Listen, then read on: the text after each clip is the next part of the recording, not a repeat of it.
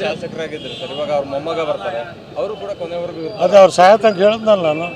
ಅವರಿಗೆ ಶ್ಯಾಮ್ ಶಿಂಗಪ್ಪ ಅವನ ಮಗ ಮಿನಿಸ್ಟ್ರು, ಅವ್ರ ಸೊಸ MP, ಅವನ ಮೊಮ್ಮಗ MLA. ಏನು ರೀ ದಾವಣಗೆರೆ ಮತದಾರರು ಅಂತ ಹೇಳಿದ್ರೆ ಏನು ಪುಕ್ಷೇಟೆ ಅಂತ ತಿಳ್ಕೊಂಡಲ್ಲ. ಅಹಂಕಾರ, ದುಡ್ಡಿನ ಬಲ.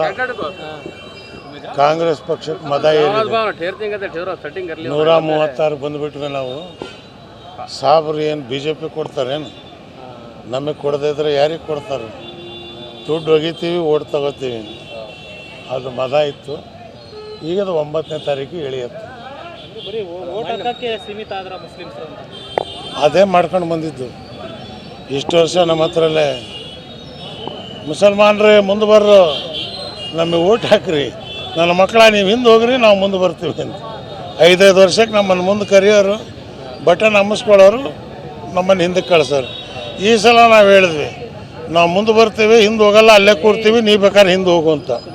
ಆ ಕೆಲಸವನ್ನು ದಾವಣಗೆರೆಯಲ್ಲಿ ಜನ ಇವತ್ತು ಎಲ್ಲ ಸಮಾಜದವ್ರು, ಮುಸ್ಲಿಂ ಸಮಾಜ ಅಂತ ಒಂದೇ ಅಲ್ಲ, ಇವತ್ತು ರೈತರು, ಹಳ್ಳಿಯಾಗಿರ್ತಕ್ಕಂಥವ್ರು, ರೈತ ಸಂಘದವ್ರು ಟೀಮ್ ಇಳಿದಿದೆ ಅಲ್ಲಿ, ದಲಿತರು, ಮಾರ್ಸಂದ್ರ ಮುನಿಯಪ್ಪ, RPI ಮೋಹನ್ ಕುಮಾರ್, ಗೋಪಿನಾಥ್, RPIದವರು ಮತ್ತು ಛಲವಾದಿಗಳು, ಮಾದರು, ಕೋಡಿಹಳ್ಳಿ ಚಂದ್ರಶೇಖರ್, ಎಲ್ಲರೂ ಇವತ್ತಿನ ದಿವಸ ಮೈದಾನದಾಗಿದ್ದಾರೆ, ಕೆಲಸ ಮಾಡ್ತಿದ್ದಾರೆ.